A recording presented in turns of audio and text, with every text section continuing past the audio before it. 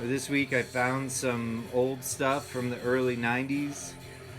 It's kind of a lot of the stuff we did in Austin, and then talking with someone last week that was looking for some Don Rock stuff gave me the good idea to set up a show that talked about the early days in Austin, which would be like 1990 when Frank Kozik and I and Art Rock and La Magerie started all this stuff, La Magerie Gallery. But anyway, I'll flip these cameras around and we'll get right to it. But again, thanks for coming back to check out my drawers. Episode number 9. 9. 9. 9. 9. 9. 9. 9. 9. You know what that means in German? Exactly. Alright. 9. And we're going back in time to about 1990. So in 1990, I basically moved to Austin, Texas, out of the deep south. The really deep south. I moved to Austin, Texas in 1990, and there was a pretty cool scene there, music scene, really good, great compared to down south. But this is what you saw around town. This is handbills, 11 by 17 photocopies, and that's what you saw around town. These were for different shows in Austin. Cannibal Club. That's an old Kozik one. That was Jason Austin. This 2 poster was Jason Austin. And I pulled this stuff down off the streets because I was into rock posters. I screen printed t-shirts, but at that point I was just into flyers and punk rock stuff and easy junk to put on your walls. And Austin was great for it. There was a lot of this stuff all over town. This is how you found out what was going on. Jelly Club. It was the Cannibal Club. And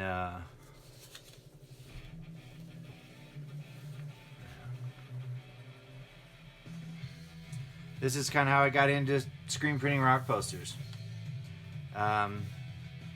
Jelly Club was Cannibal Club. These are old Kozik calendars. This is like right when I started working with them. But they were doing this at the Jelly Club. These were just some stuff that I found pre-screen printing.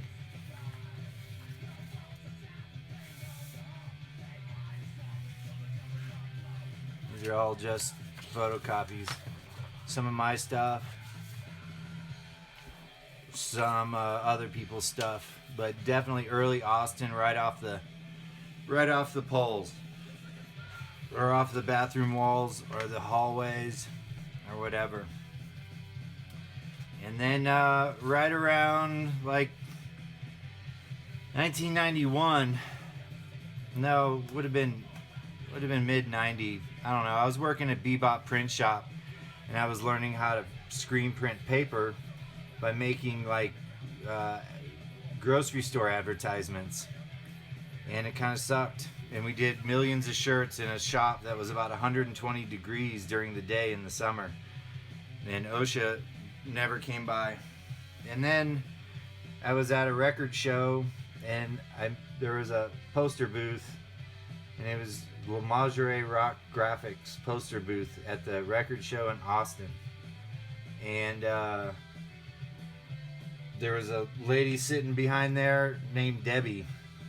And she started talking about my t-shirt that I was wearing, which was a Butthole Surfers bootleg shirt. I don't know who bootlegged it, but I have no idea. But, back then, that's just what you did. And we started talking about silkscreen posters, and she asked me if I could silkscreen paper, and I told her yeah. And she asked me if I knew a dude named Frank Kozik, and I said no. And then I met him that day, and I had a job the next week printing for her. She, did a lot of rock poster stuff. She worked with Robert Williams, and Kozik, Griffin. She did a lot of old rock poster stuff, like 60s stuff. And this was an old catalog. And Fillmore posters, Grateful Dead. She was out in Sherman Oaks. I think she still is. Homagerie Graphics. But she actually bought a silkscreen press, a Cameo 38, for Frank. She met him in a record store, Sound Exchange in Austin, before I met her, and she bought a press, and they started screen printing. But they needed an actual printer. So that's where she basically asked me if I would print stuff. And we started printing like Robert Crumb and Big Daddy Roth and Robert Williams and Gilbert Shelton. We started printing all this stuff that she was licensing. Joe Coleman. Yeah, look at that. Look at those eyes. If you're on Facebook, that's a good one. That's pretty good.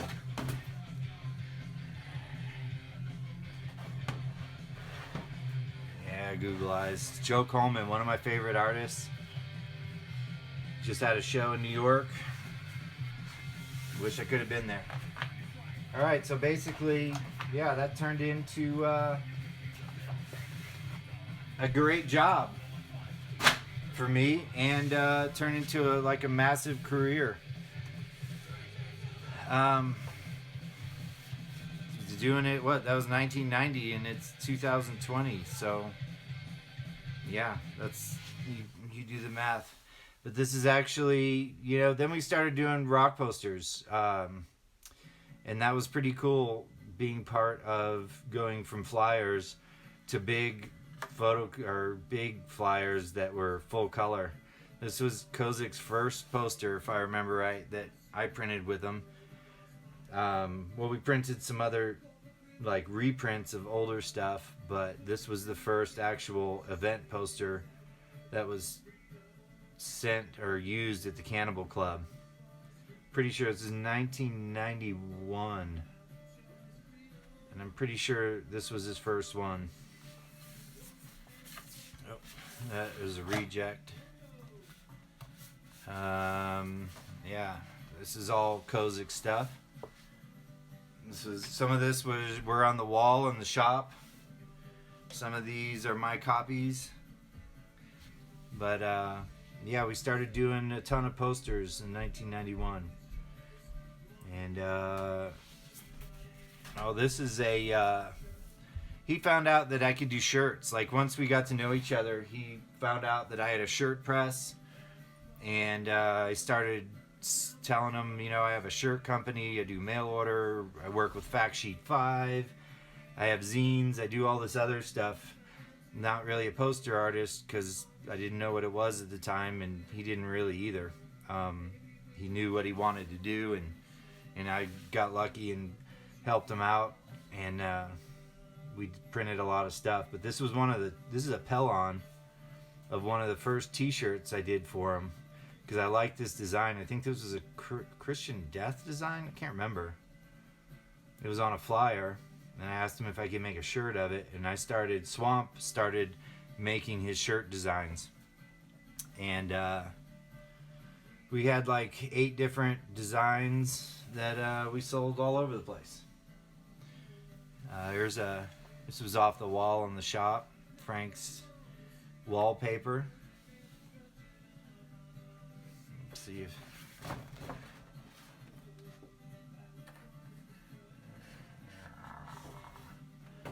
that was a wallpaper. Yeah, that's a Bloodhole Surfers poster, really nice one. That was the Vatican down in Houston. That was 91 also. A lot of this is early Frank stuff. And all of it was yeah. This was all between, all this stuff that I have of Frank's was basically when he was in Austin. And it was between like 1990 and 94, I think he left. This is Rise Records was a record company that he started down there. Frank started it with Craig Kuhn,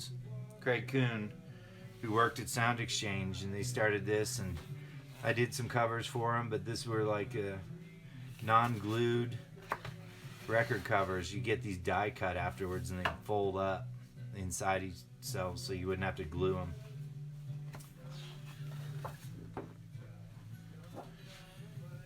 Here's a good one. Yeah, Frank did a lot of stuff with Tab Productions, which was Tom Bunch. I believe his name was Tom. He was down in Houston. He was the Buttle Surfers manager and some other bands, and he set up a lot of shows. So a lot of these posters, the early posters, said Tab right here. That's the Tab logo. And that's Tom Bunch Productions. Just set up shows and managed bands back then in the early 90s.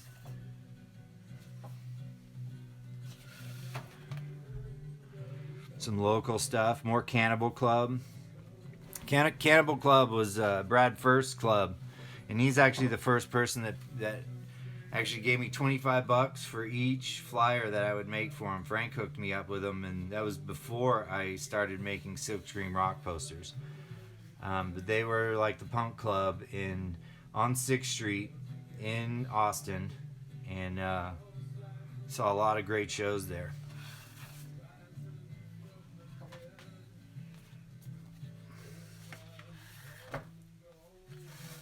Yeah, it's a good one. Look at that lineup, man! What a great lineup. New York City. Surgery. Emo's opened in '92. Yeah, so they were 1992 at South by Southwest. They opened, and that's when Emo's kind of took over Austin. Should have had Emo sit in on this one. He's around here in Denver these days. The original Emo, Eric. Maybe we'll have him as a guest sometime.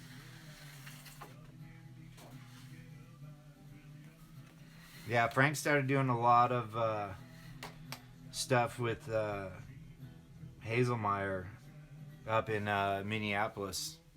Peter Davis, all those guys. So started working with AMREP, which was great because I loved AMREP music.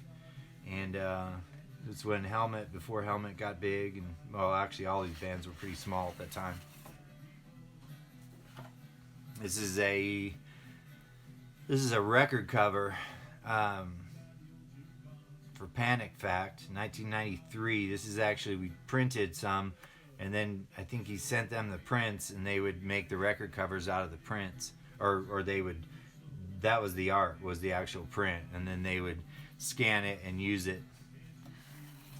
He did that a lot with the Melvins also, and this is the original Houdini Melvins cover. This is 1993. He did a few for the Melvins. I think he did the front and the back, and then a couple others. I'm not really sure. I have them somewhere, but this was just an easy access.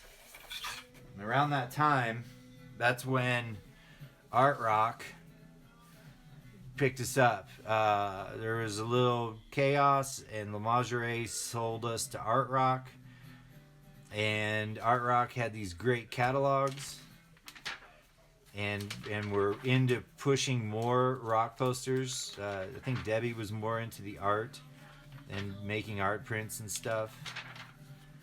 And this, as you can see, this is Art Rock was when we started pumping posters out. This is a lot of my stuff, Coop stuff, Frank stuff, and they would put out tons of these catalogs. That was we were putting out so much stuff in the early 90s that they couldn't keep up with these, so they started doing these ones in between to try to keep up with the stores. But yeah, these catalogs were awesome. They sent them out and they shipped them to thousands of people. It's when you actually got a cool catalog in the mail. And around that same time that Art Rock bought us, of course, we hired a lot more people because we were printing hundreds of posters. Like, we were printing so much, I couldn't do it by myself. Frank was pumping out designs. We ended up with like 6 people working at the shop. I put this on the door. It started getting really chaotic. And this was a picture that I cut out. It's a Clampett picture from an old cartoon. And it said, "Welcome to Wackyland. It can happen here. Population 100 nuts and a squirrel." And I changed that 100 and I put 6 nuts and a squirrel. And that was basically our crew. And Frank started actually putting that on the bottom of the posters when he saw that on the door. Because at that point we had 2 shifts a day, about 5-6 days a week, printing pretty much non-stop. I'd come in, get the screens ready, print for a few hours, leave, come back in the evening, make sure the night crew knew what they were doing, get their screens ready. Yeah, it was kind of crazy. It was Wackyland, and hence the name, the Wackyland. These are some other early ones Frank did. This was this was another record cover, 7-inch cover, 92. Helios Creed. There's another half to this poster somewhere. It was 2 nights at the Cannibal Club. There was another. It was Yen and Ing, Siamese twins. Little Cannibal Club action. Urge Overkill.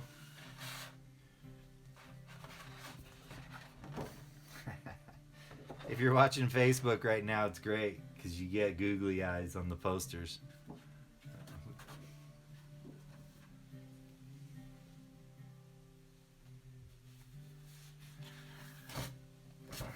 Crust and Semen.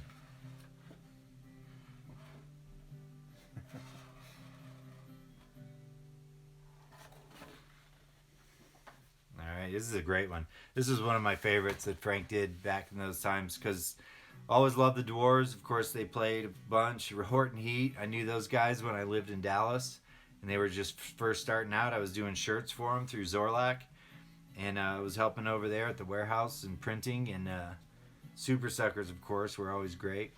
Yeah, she's the Frankfurter Queen of 1993 for the Sub Pop Meat Packers. That was the Dwarves tour. It was a kind of a classic one that Frank did, well known. 1992 with Janitor Joe, Cows, Snag. He did a lot of great Cows posters. They were a great band. They were super fun to watch live. Yeah, another favorite, L7. Love Battery. Cannibal Club was the place. These are the stash. This was all 1991.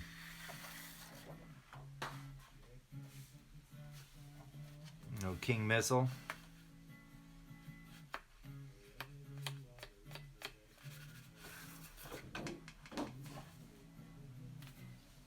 Yeah, another Cows. Boner Pony. That was a great show.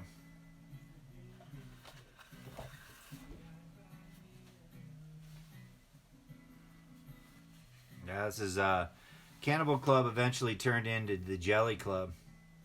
I don't know why they changed their name. I don't know what happened with that. I don't know the whole story, but that was probably early Jesus Christ Superfly.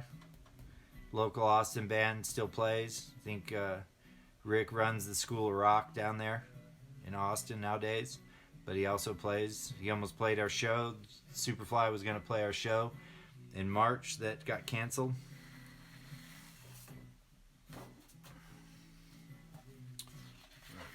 A little Vertigo.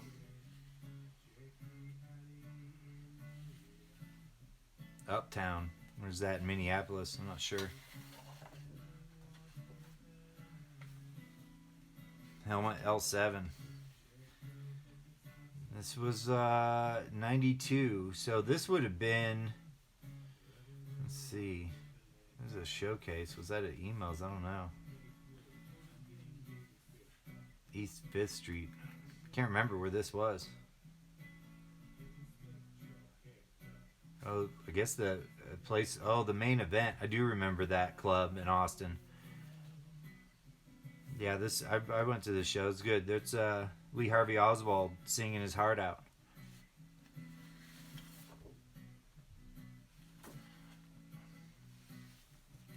Classic Cows. This is a really good one he did. This one's cool. 1992.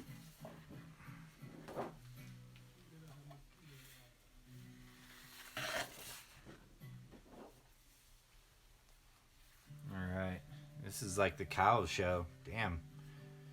First Avenue, Minneapolis. Crazy what's going on in Minneapolis right now, huh?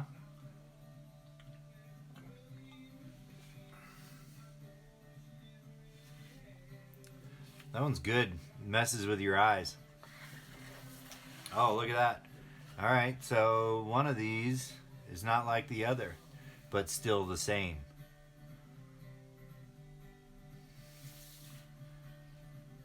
I think this might have been the one for the poster, and this might have been something I changed the color up, because I see blues in this green. So maybe at the end or the beginning I changed the color for him. I like doing that stuff.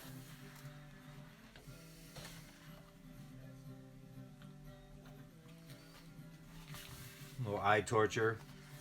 Makes those pupils buzz. There's another good helmet one. CBGBs. Yeah, CBGBs. What a great club. There you go. Printed at Wackyland, USA.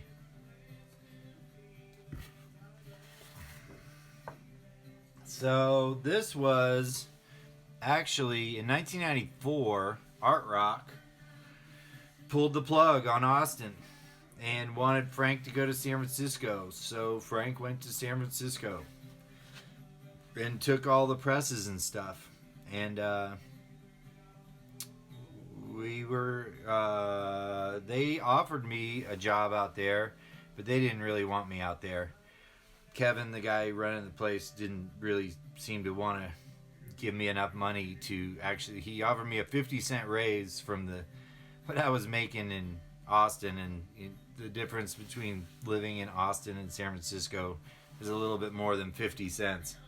So I was out of luck, but at that point, I had other things brewing, so I packed and just brought my stuff back to the house and started printing shirts and started working on trying to get a shop together. Now this is some of the other stuff. There's a couple prints that we did when we were at Art Rock. We were doing other stuff for other people. This is a Von Franco.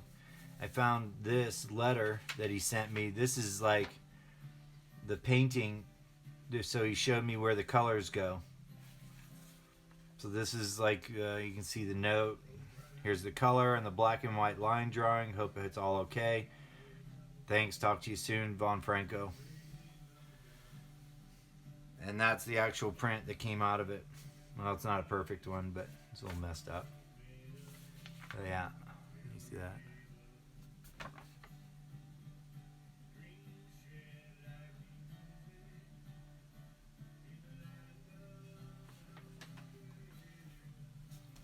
That's Von Franco. This one, printed this with Frank. This is early. This is like 28 colors, if I remember right. We printed this during a storm, and it took like a week. And the paper kept changing. We didn't have an air conditioning, and it was super Austin humid. Like one day it would be less humidity, the next day it was wet. Oh, and then it froze. I do remember that. We started it when it was super humid, and it was like a cold front came through and it got super dry, so the paper completely changed shape. So we just kept printing it and kept printing it until it looked good. Ended up being 27 colors. I think it was like the most colors that we had done. This was by the Piz, who is not on this earth anymore, but he is still remembered through his art. SoCal art freak. It was great. I'll have a drink for that one. Just look at that for a minute. There's a lot going on in there. He did stuff for Ratfink. That's why he's got that style. Or Roth. He drew for, he was an official Roth guy. Same with Robert Williams and a lot of those guys.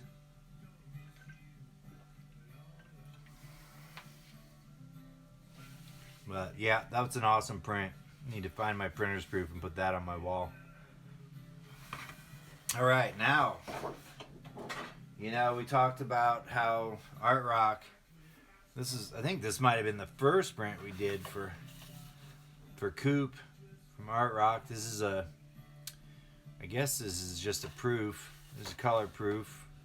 Chris used to send me his colors and his drawings, and you know, this, you can see the separations. He actually did really good separations with reg marks and everything, which I, after a while, just started cutting all that stuff off because I didn't really need any of it. But yeah, he was really precise and did really good amber liths or ruby liths. I can't remember if he might have used ruby. I think we used amber and he used ruby. So yeah, so I got a few of his posters coming up here, and Art Rock sold his stuff too. So we was like Kozik, Coop, and Kuhn at the time. That's how they billed us. This is a Mono Men poster, but it is missing some colors. I think there was some yellow or something in there with some stripes. I can't remember. This is pretty cool looking the way it is, though. Mono Men were out of Washington. Dave Kreider, he owned Estrus Records, and his band was the Mono Men, and they were great. I hope Dave's doing okay. Haven't heard or seen anything about the Mono Men or Estrus since the fire many years ago. So hopefully he's doing good. Another Coop piece. This was before the record cover. Wasn't this the Lords of Acid? Someone know? I think this was for his art show at La Luz de Jesus Gallery in LA, 1993. And I think then it became a record cover or something, CD cover for Lords of Acid. I'm not sure. I think he got real popular because of that. And this was my favorite Coop poster for sure. When we got these separations, man, I was just cracking up. This was like the best thing he'd ever sent me. Great bands, great show. Buttle Surfers with Tad. And then it wasn't a Devil Girl. I was so stoked. Love the Devil Girls, of course. But this was just the funniest fucking poster. Excuse my French. That thing is just, and it's still great. Very Mad Magazine.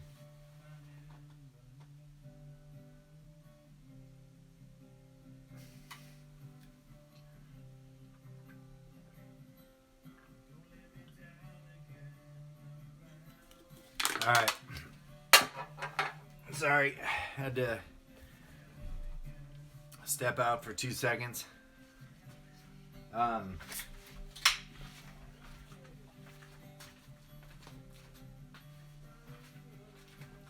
So when yeah, this is all still during the Art Rock years. So this is probably like 92, 93. Coop started getting huge. I think that's one of the reasons. Coop was in LA. So, and he was getting huge. This is just a black line of that monument. He was getting huge in LA. And I think that's why they wanted Frank to go to San Francisco. And they just wanted to push those guys, which, You know, that's fine. That was the way it went. Rocket from the Crypt. This is another great Coop poster. Jabberjaw. That was an LA club.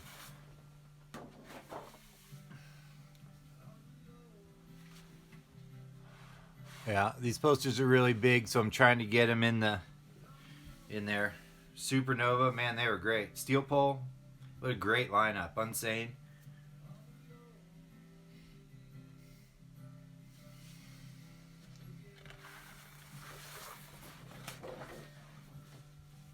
Yeah, there you go. Another Rocket.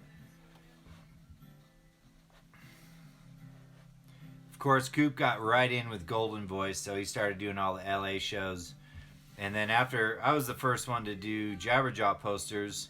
And then, of course, that Jabberjaw was like the coolest coffee shop in LA. And everyone started doing posters for them. Taz and I mean, they had so many shows at the time. They needed posters. And there's no way I could do them all. Frank did some. Yeah, a bunch of people. This is a whiskey poster, but I was thinking about Jabberjaw. They're actually working. They have a book out. I just saw it finally. I have tons of pages and I never even got a book. Oh, is that another? Oh yeah, it is.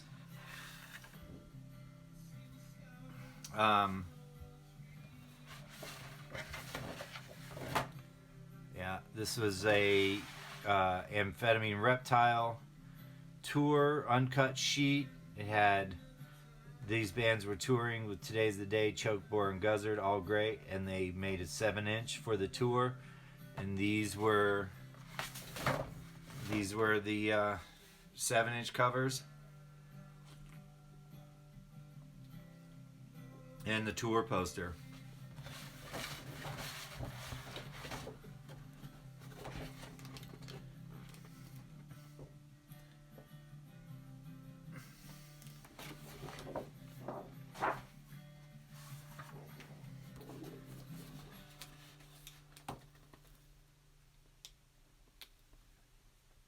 Won't do it. All right. So during the time like Frank split and took the presses and stuff, I started hand printing stuff. That South by Southwest, after he left, we hand printed this Johnny Cash. We called it Bad Press. I didn't do a lot of posters right at that time. I was mostly doing shirts and was traveling around with this guy, Don Rock, who we're gonna do. I have a few posters of his that we're gonna show you. Don did Terror Graphics, and he was from New York, but he moved into the Surfers Ranch down in Austin. I think still down there. I see him once a year, twice a year usually. He's still cranking out some awesome art. I think he's online. But he did all the old Butthole, the great Butthole Surfer stuff was all done by him. And it's all this style. The big overall t-shirts that were printed all over. And he did it by hand, screen printed it. We ended up going to New York right when Frank was kind of leaving.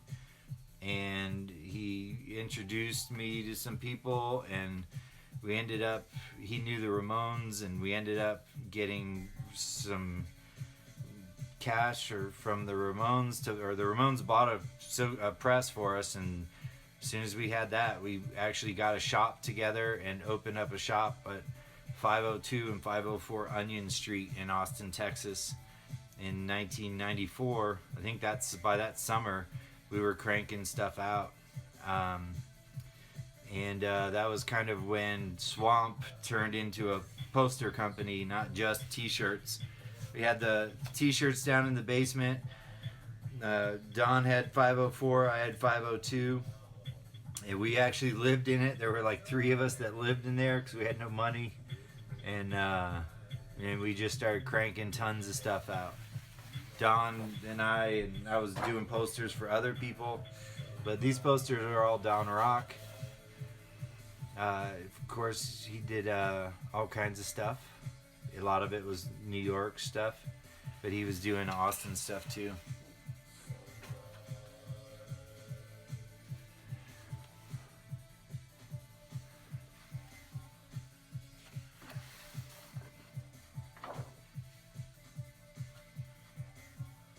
Yeah, he was Terror. He was Terror Incorporated back then, but I think he had to switch his name to Search and Destroy or something when 2001.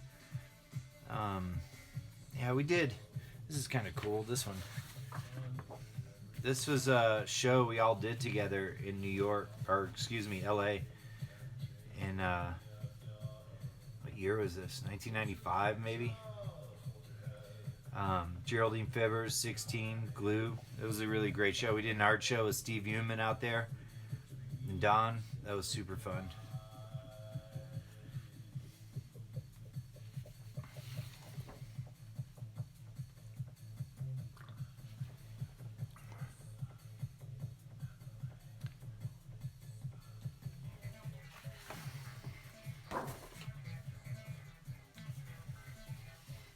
Yeah, he did a lot of CB stuff. This was, I think this was Tool's first tour, because I remember they played the Back Room with Rollins, and we hung out that night and drank a lot of beer. Because we had that connection from doing their first poster in 1991 New Year's, and this was just after that, so we were still in touch with each other. And I just remember Tool had a RV, and they had beer on the rider, I think, and they had underneath the RV in the storage unit, it was just completely full of beer that they get every night.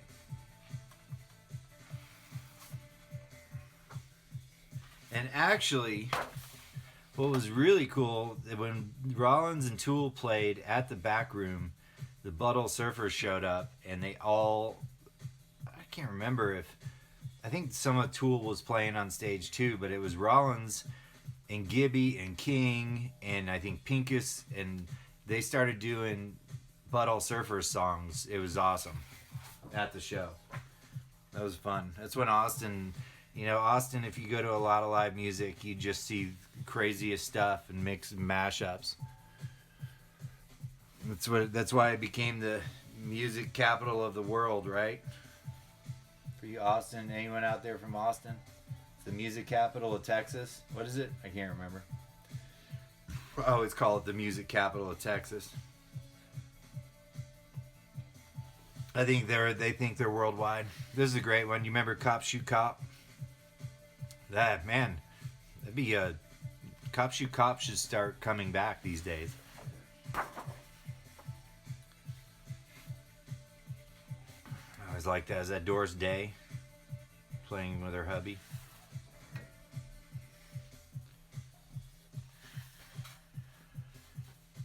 Yeah, Cop Shoot Cop was out of New York. They had some cool art, street art. They were like some of the first early punk rock street art stuff. Good music. I don't know what happened to those guys, but Don did a lot of stuff with them.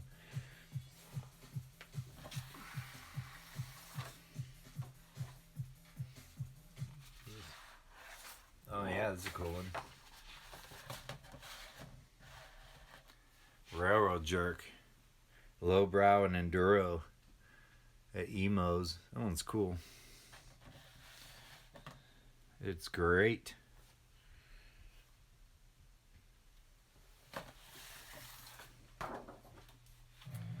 Oh yeah, Lungfish. Actually, what year was that? That's probably November 5th. Huh. Lungfish, that's, if any of you guys know who Lungfish is, they were an awesome Discord band out of DC, I believe, somewhere on the East Coast. And Dan Higgs is a singer and a really legendary tattoo artist. I think that's when they were playing this show. I think might have been my first tattoo. That was a long time ago.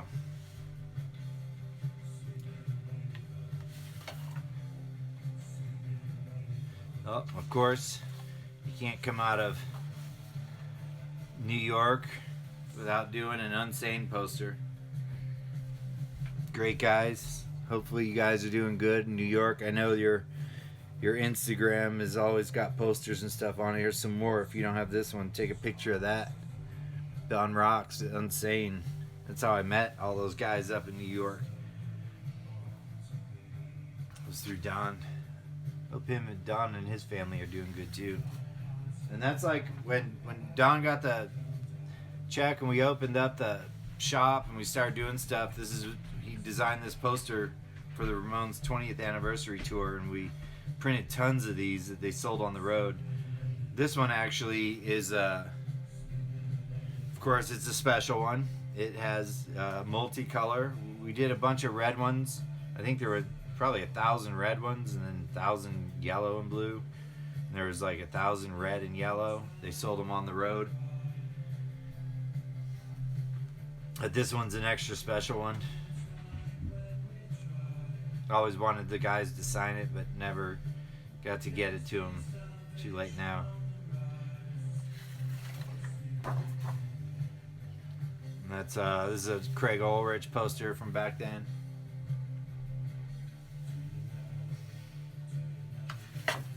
And back to my stuff. This is just stuff that we were printing at that time.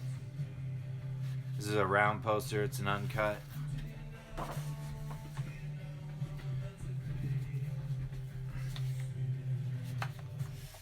Yeah, these are cows. These are all just like misprinted. The Cosmic Psycho's missing a bunch of colors.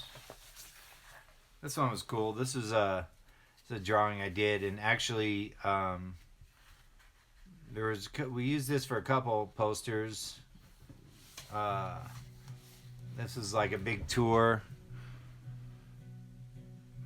Here's some different versions of this. These two are one of a kind. This is on like some kind of Dayglow chipboard or something. And this is another Dayglow chipboard. Those are pretty cool. This is number 3 in my series for Bikini Kill. This is a CBGB show. The first 2 Bikini Kills were at, where we used that girl, were at Jabberjaw. Another early one with Estrus again. It was Estrus Invitationals. This was like I was talking about, Dave Kreider. That was Estrus. Mono Man. Lord Eye Fixers. That was Tim Kerr's band, Makers. All great bands. Lord Eye Fixers was Mike Carroll and Tim Kerr from Poison 13. A few other guys. Great band. I went to Japan with them. They were super awesome family. There's a little Wesley Willis.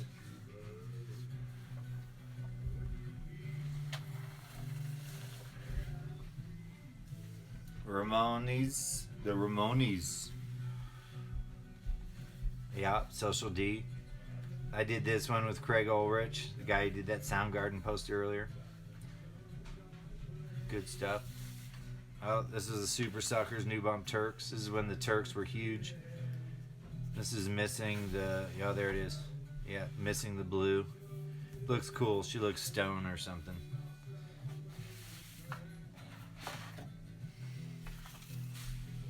And what do we have here? Oh, this was one of the first... I started a record label in Austin in like 92 or something, 93. Or maybe 94, I don't remember, but we started putting singles out of Austin bands and some other. This is one of our first big no-lie music parties. It was at Emo's, and it was the Crying Out Louds, Psycho Band, Lord Eye Fixers, Blue Meanies, and Fuck Emo's. We did releases for all 5 of those bands for that South by. And pretty much every South by I was in Austin, we did releases for after that. And had big parties at Emo's. Because it was like the pre-party, so we'd do them on Wednesday before South by started, or whatever day was the day before, and then we got in trouble. I got yelled at by city people because for one of the parties, we took everyone out of the Austin Music Awards or something. Everyone left, so I don't know, to come to our party. But anyway, that's it today. That's the show, Austin, Texas. It was super fun at that time. We had a lot of good times. Lots of great bands. I don't know how if it's different or the same nowadays, probably different types of music. I'm sure they have lots of good stuff and fun stuff going on, or they did. Hopefully it will again soon for all of us.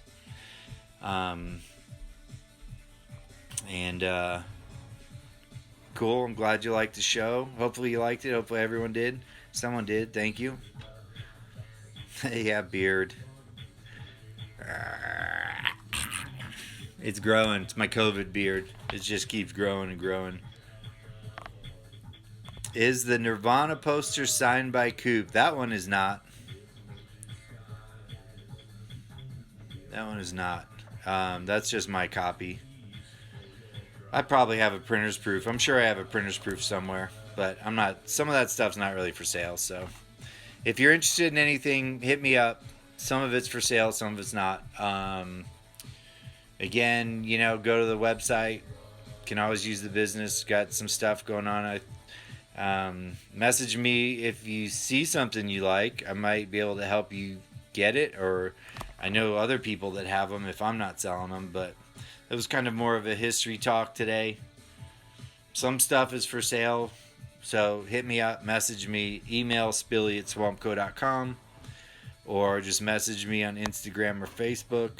And I hope everyone's doing good, and yeah, that's about it.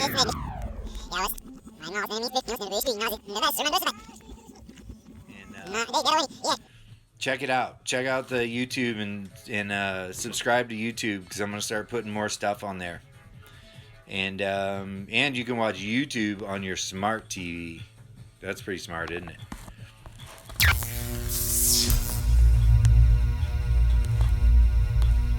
I'm just gonna sit here and stare at you guys. All right.